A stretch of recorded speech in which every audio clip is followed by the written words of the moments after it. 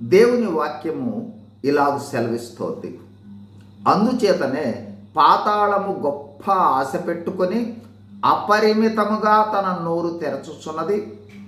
వారిలో ఘనులను, సామాన్యులను, ఘోష చేయువారును, హర్షించువారును పడిపోవుదురు.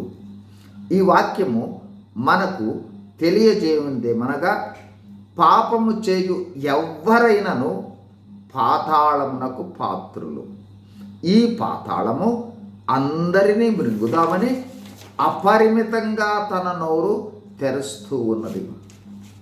క్రైస్తవులమైన మనము ఆ పాతాళము నుండి యేసు ప్రభువును విశ్వసించుట చేత తప్పించబడినాము, అంటే రక్షింపబడినాము.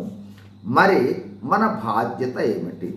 సామెతలు 24:11 చావునకై పట్టబడిన వారిని నీవు తప్పించుము, నాశమునందు పడుటకు జోగుచున్న వారిని నీవు రక్షింపవా.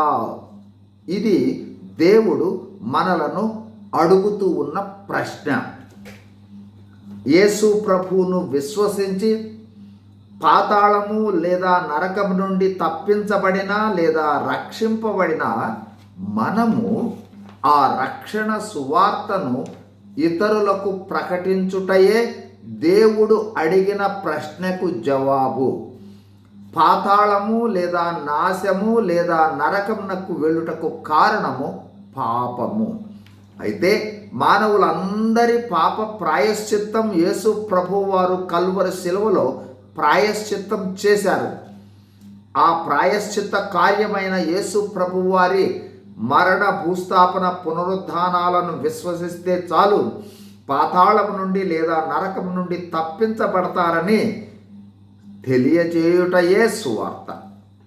సువార్తను ప్రకటిద్దాం, అనేకులను రక్షణలోనికి నడిపిద్దాం. God bless you. Thank you.